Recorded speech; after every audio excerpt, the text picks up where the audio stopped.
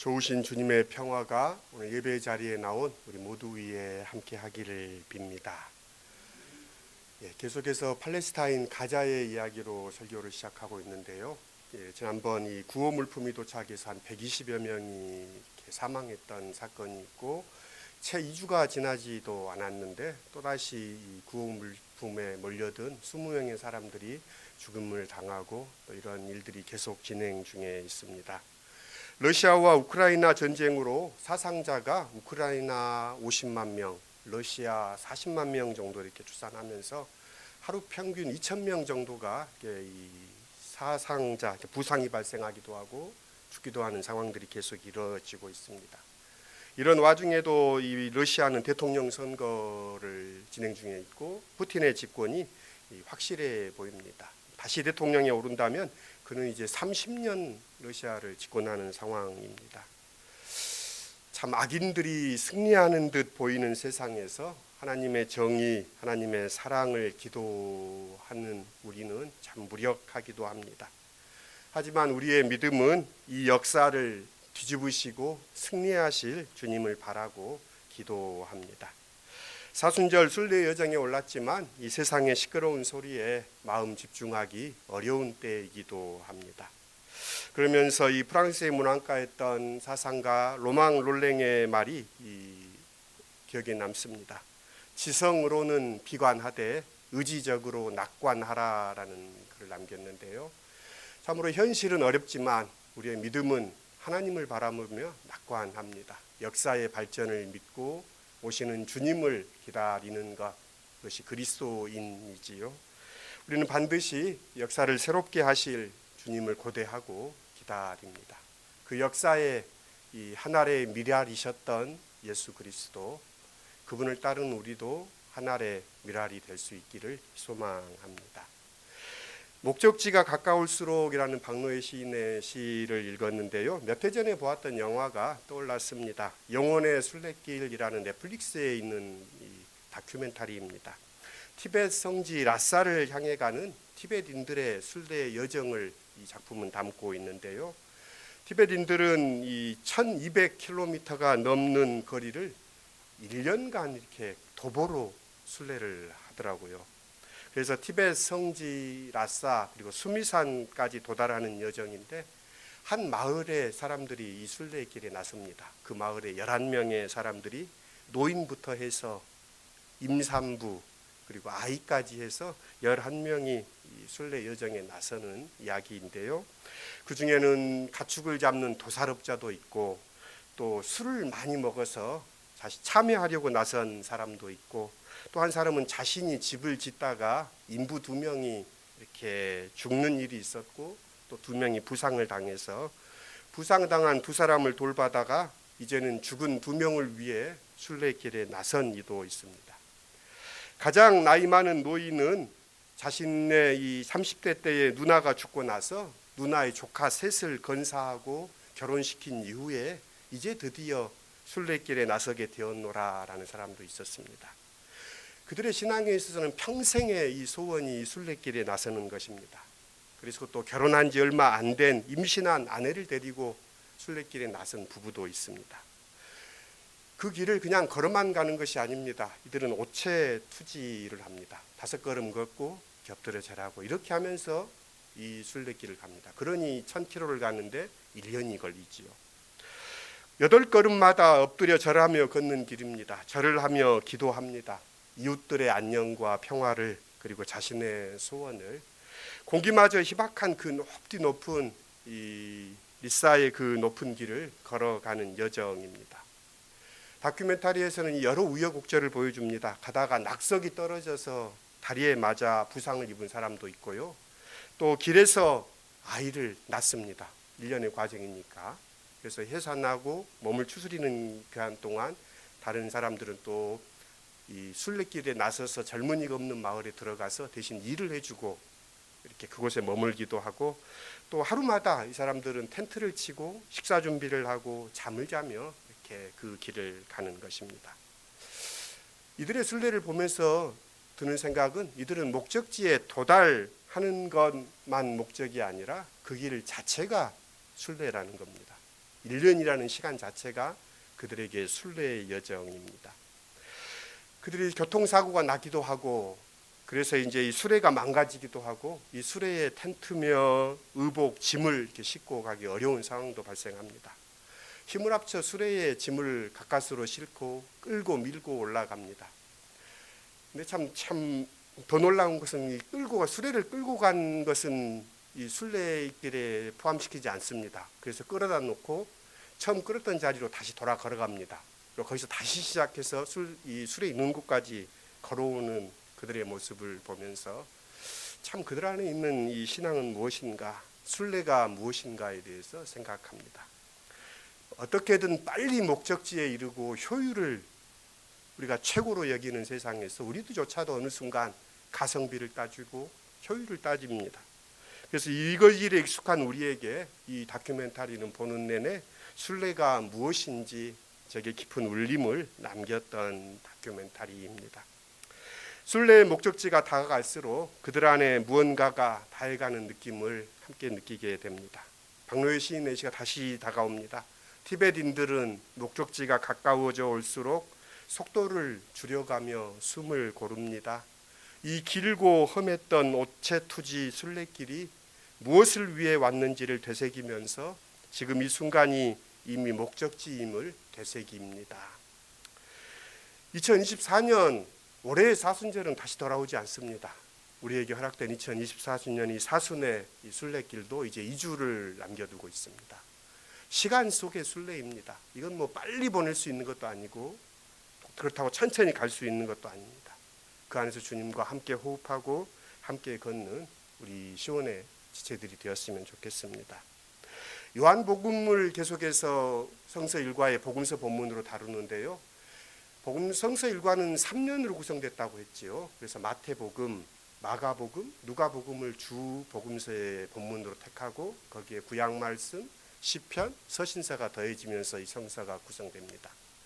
마태나 누가복음은 충분히 길기 때문에 마태, 누가가 할 때는 요한복음을 다루지 않지만 가장 짧은 복음서인 마가복음을 다룰 때는 항상 요한복음과 함께 이 복음서 본문을 다룹니다. 금년 2024년 사순절 복음서 본문은 요한복음을 계속해서 이렇게 같이 읽어가는데요. 요한복음에 따르면 예수께서는 3번의 유월절을 보냈습니다. 사순절의 순례 종착지가 부활절인 것처럼 예수의 고난과 부활로 이어지는 이 시기, 이건 유월절하고 깊이 연관되어 있죠. 그러니 유월절을 복음서에서 뗄래야 뗄 수가 없습니다.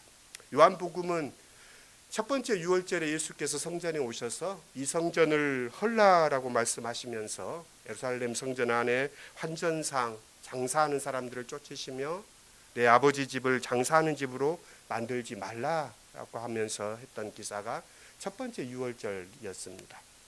두 번째 유월절은 예루살렘이 아닌 유대 광야에서 오병이어의 기적을 베푸시면서 나는 하늘로서 온 떡이다라고 말씀하십니다. 그리고 이제 마지막 세 번째 유월절이 오늘 본문이기도 한데요. 예수님께서 예루살렘에서 이제 잡히시고 십자가를 지시고 골고다에서 십자가에 달려 돌아가신 일련의 사건이 이 마지막 유월절의 본문입니다. 오늘 본문은 그 마지막 유월절의 서문에 해당하는 본문이기도 합니다. 요한복음은 예수의 사역이 자신의 죽음 곧 인자가 들려야 하리라라는 말씀에 따라 모든 포커스가 이 십자가로 집중됩니다. 모든 이야기의 이 종국이 십자가를 향해 있기 때문에 요한복음을 읽을 때 항상 다소 무겁고 또 진중하고 이 복음서는 이렇게 우리에게 다가옵니다. 예수께서 어떻게 십자가에 이르는가를 다루고 있습니다. 오늘 본문으로 가보면 헬라인 몇 사람이 예수 뵙기를 청했다는 이야기로 시작합니다. 이 일을 계기로 예수께서도 자신의 이제 마지막 때가 가까이 왔음을 아셨고 이에 대해서 본격적으로 말씀하십니다. 그렇다면 헬라인 몇 사람이 예수를 뵙기 위해 온 것은 공관복음서의 베드로가 예수를 그리스도로 고백한 것만큼이나 요한복음은 중요한 반전이 되는 사건으로 다루고 있습니다. 예수 공동체가 유대인 공동체였다는 사실을 우리가 감안할 때 헬라인들이 예수를 만나고자 제 발로 찾아왔다는 것은 이목을 끌 수밖에 없습니다. 헬라인들의 방문은 예수 공동체에게 반가운 일만은 아니었습니다. 긴장과 갈등을 불러일으켰을 일임에 분명합니다. 어떤 유대인 공동체도 이방인과 접촉을 우호적으로 생각하지 않았습니다. 그래서 이방인과 접촉을 금하고 그들을 식사 자리에 받아들여서는 안 된다라는 것이 사도행전에도 등장하는 것을 읽게 됩니다. 이것을 철칙처럼 여기던 유대 공동체, 그리고 유대 공동체의 배경이 되는 이 교회인 예수 공동체 역시도 그런 원칙에서 벗어난 적이 없었기 때문입니다. 초기 교회들까지도 자신을 이스라엘로 이해했으며 그래서 유대인들만이 교회에 참여할 수 있다라고 그들은 그 견해를 강하게 견지하고 있었습니다. 그런 까닭에 예수를 만나고자 온 헬라인들을 받아들여야 하느냐 거절해야 하느냐라는 일을 가지고 예수 제자들 사이에 격론이 오갔은 것은 당연합니다. 아마도 이 일을 두고 예수 공동체는 상당 기간 진통을 겪었습니다. 그 과정에서 빌립과 안드레가 헬라인들을 예수께 데려와야 한다는 입장을 강력히 주장했고 그렇게 결론이 난 것처럼 보입니다. 요한복음에 따르면 안드레와 빌립은 이 헬라인들을 예수께 데려옵니다. 아는 것처럼 안드레는 베드로를 예수께 데려왔던 사람이고 빌립은 나다나엘을 예수께 데려왔던 사람입니다. 그럼 그들이 이제 헬라인들을 예수 공동체에 데려와 예수께 소개하고 그들을 받아들인 이야기가 등장합니다. 헬라인들을 받아들였다는 것은 수백 년 동안 이스라엘의 신념이었던 선민의식의 장벽을 넘어서서 예수 공동체가 나아가고 있다는 것을 보여줍니다. 이는 세상 모든 민족이 여호와께 올 것이다 라는 이사야 예언자의 이 예언이 실현되는 순간, 그리고 공관복음서에 기록하는 주는 그리스도십니다라는 베드로의 고백만큼이나 중요한 분수령으로 요한복음은 여기고 있습니다. 예수께서는 인자가 영광을 받을 때가 가까이 왔다라는 말씀으로 지금 이 순간의 중요한 성을 표현하고 있습니다. 인자가 영광을 받을 때라는 말은 예수의 순환과 죽음과 부활을 의미하는 요한복음만의 관용적인 표현입니다. 영광을 얻음은 예수께서 세상에 오신 이유이며 목적으로서 보내신 분 하나님의 뜻을 온전히 이루고 보내신 분에게 돌아감을 뜻합니다. 곧 이 영광은 죽음의 순간을 가리킵니다. 그래서 요한복음에서 이 영광은 죽음과 긴밀히 연결되어 있습니다. 심지어 요한은 예수께서 사시고 기다리시고 마침내 자신의 때가 왔다는 것을 선언합니다.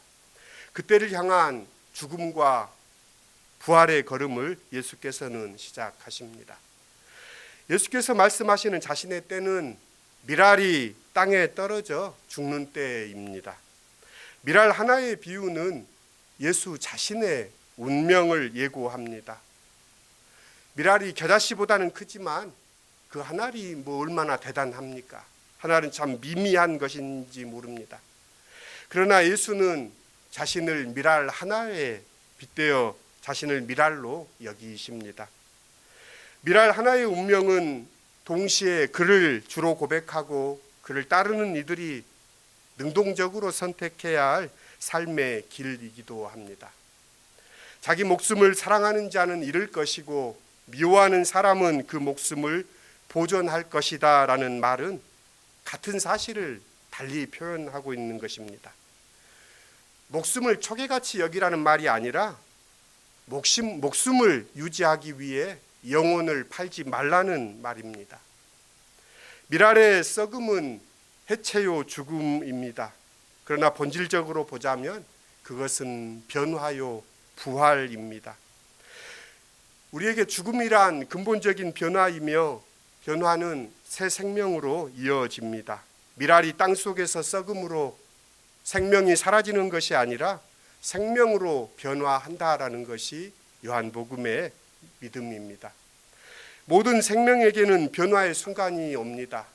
고치가 찢어지고 나비가 되는 누에처럼, 껍질을 깨고 부화하는 병아리처럼 이 변화는 몇몇의 선택된 존재에게만 해당되는 것이 아니라 생명을 가진 모든 것들이 지니는 본질적인 특징입니다. 모름지기 생명은 변화를 겪습니다. 어쩌면 변화하기 때문에 생명입니다. 변화를 멈추는 것이야말로 영원한 죽음입니다. 자기를 사랑한다는 것은 변화를 싫어한다는 것이요, 자기를 완전히 잃어버리는 결과를 초래할 뿐입니다. 가슴속에 품고 있는 숨을 내쉬어야 새 숨이 들어옵니다. 자기의 생명을 미워하여 버린다는 말은 새 생명을 얻는 예수의 길입니다. 미랄의 썩음이야말로 많은 미랄이 되살아나는 생명의 과정이며 법칙입니다. 하지만 죽지 않으려는 본능은 인간 누구에게나 있습니다. 변화란 누구에게나 어쩔 수 없는 두려움을 안겨줍니다. 예수께서도 지금 예기치 않는 이 죽음의 현실 앞에 흔들리고 있습니다. 몸으로 접촉해왔던 세상 모든 것과의 분리, 사랑하는 이들과의 작별, 기억의 소멸, 자연스러운 죽음이 아니라 폭력에 의한 죽음의 현실을 생각하면서 예수는 괴로워합니다. 완전한 인간이신 예수께서도 이 같은 이유로 괴로움을 표현하십니다. 이 심정을 표현한 이때를 면하게 해주십시오라는 이 기도는 이 잔을 옮겨주십시오라고 기도했던 겟세마네의 기도와 연결됩니다. 그래서 신학자들은 요한복음의 겟세마네 기도라고 27절을 이야기합니다. 하지만 바로 그 기도 다음에 예수께서는 자신이 이때를 위하여 왔다라고 말씀하십니다. 아버지의 이름을 영광스럽게 하옵소서의 기도는 내 뜻대로 마시고 아버지의 뜻대로 하옵소서라는 겟세마네의 기도와 역시 일맥상통합니다. 이 두 기도는 주기도의 핵심이기도 합니다. 새 번역은 이 부분의 고뇌를 좀 더 직접적으로 표현합니다. 지금 내 마음이 괴로우니 무슨 말을 하여야 할까? 아버지, 이 시간을 벗어나게 하여 주십시오 하고 말할까? 아니다. 나는 바로 이 일 때문에 이때에 왔다. 아버지, 아버지의 이름을 영광스럽게 드러내십시오. 죽음은 육체를 지닌 존재에 피할 수 없는 운명 정도로 치부되지 않습니다. 예수께서는 죽음을 하나님의 이름이 영광스럽게 드러나는 때일 뿐만 아니라 죽음을 겪는 존재에게도 영광입니다. 예수의 죽음은 하나님의 예수를 가장 영광스럽게 하는 순간입니다. 내가 이미 영광스럽게 하였고 또다시 영광스럽게 하리라라는 하늘의 소리가 이를 선언합니다. 예수의 순환과 죽음이 영광과 관련됨을 하늘이 직접 선포하는 사건으로 복음서는 모두 소개하고 있습니다. 죽음은 끝이 아닙니다. 예수께서는 미랄의 죽음을 통하여서 새 생명으로 새롭게 시작합니다. 나를 따르라라는 책으로 예수 따르는 것이 무엇인가를 밝혔던 디트리 보네퍼 목사는 예수를 따른다는 것은 와서 죽으라는 것이다 라고 말을 했습니다. 그는 값싼 은혜에 대해서 이야기했습니다. 값싼 은혜는 우리 교회의 치명적인 적이다. 오늘 우리의 싸움은 값비싼 은혜를 얻기 위한 싸움이다. 값싼 은혜는 싸구려 은혜, 헐값의 용서, 헐값의 위로, 그것은 교회의 무진장한 저장고에서 뭘 지각한 손으로 생각 없이 무한정 쏟아내는 은혜이다.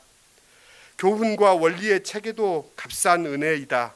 죄를 뉘우치지 않고 죄에서 벗어나기를 바라지도 않으면서 세상은 자신의 죄를 감싸줄 값싼 커버, 값싼 은혜를 얻었다. 값싼 은혜는 하나님의 생생한 말씀을 부정하고 하나님의 말씀이 사람이 되셨다는 것을 부정한다. 값싼 은혜는 죄인을 의롭다고 하는 것이 아니라 죄를 의롭다고 하는 것이다. 은혜가 홀로 모든 것을 알아서 처리해 줄 테니 모든 것은 캐캐묵은 상태로 있어도 된다는 것이다. 값싼 은혜는 우리가 스스로 취한 은혜에 불과하다. 싸구려 은혜는 그리스도를 본받음이 없는 은혜요, 십자가 없는 은혜요, 살아계신 예수 그리스도, 곧 사람이 되신 예수 그리스도를 무시하는 은혜에 불과하다라고 그는 적고 있습니다. 실제로 그는 히틀러에 대항하다가 1945년 4월 9일 플로센비르크 수용소에서 교수형으로 세상을 떠납니다. 그럴 때 그는 교수형 가운데 마지막 남긴 유언이 전해집니다. 내게 죽음은 끝이 아닙니다. 새로운 시작입니다. 우리가 진정 예수를 따르는 일이라면 예수가 계신 곳, 예수가 가신 길, 예수와 함께 있어야 합니다. 마른 땅만 골라 걸으면 예수를 따를 수 없습니다. 지금도 예수는 세상의 그늘진 곳에서 우리를 기다립니다. 세상 생명의 본질, 이 변화를 겪어야 될 미랄은 땅에 떨어져 죽음을 통하여서 새롭게 살아나는 것처럼 그리스도인과 교회 역시도 자신의 신앙의 본질을 간수하기 위해서는 끊임없이 자기를 부인하고 자기 죽음의 과정에 마주해야 합니다. 이 죽음을 받아들이기 위해서 믿음이 필요합니다. 죽음은 변화요, 변화는 새로운 생명의 순간이라는 믿음 말입니다. 예수 공동체가 헬라인들을 받아들였다는 것은 그들이 목숨처럼 중요하게 여겼던 것을 버리고 죽는 길을 택했다는 얘기입니다. 죽지 않음으로써 목숨이 유지되는 것이 아니라 기꺼이 목숨을 버림으로써 영원히 살게 된다는 것, 이것이 예수께서 보여주신 하나님의 영광이요, 이것이 우리의 믿음이요, 이것이 그리스도교의 신앙의 역설입니다. 설교를 마무리합니다. 세 번의 유월절을 다루는 요한복음에 오늘 본문은 마지막 유월절을 배경으로 하고 있습니다. 마침내 예수의 이름이 헬라인들, 이방인들에게도 알려졌습니다. 경건한 헬라인들이 예수 벗기를 청하자 예수께서는 이제 인자가 영광을 받을 때가 왔다라고 본격적으로 말씀하시며 십자가의 길로 접어드십니다. 예수께서 걸어가신 길은 우리 믿는 이들이 능동적으로 선택해야 하는 길입니다. 어쩌면 잘 사는 것은 잘 죽는 것과 연결되어 있습니다. 죽지 않으려고 발버둥치는 삶이 아니라 영원한 생명 안에 사는, 기꺼이 버림으로 얻는 이 놀라운 그리스도교 신앙의 이 신비, 이를 믿음으로 사시는 시온의 모든 지체들이 될 수 있기를 기원합니다. 좋으신 주님의 은혜와 평강이 하나님의 미랄이 되신 예수를 마음에 품은 시온의 모든 지체들 위해 이제부터 영원토록 함께 하기를 빕니다. 함께 침묵으로 기도하십시다.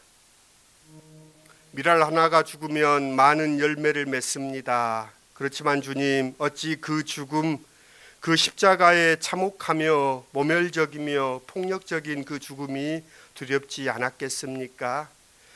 주님은 그 길을 걸어가셨습니다. 내가 이때를 위하여 왔다는 주님의 단호한 말씀을 듣습니다.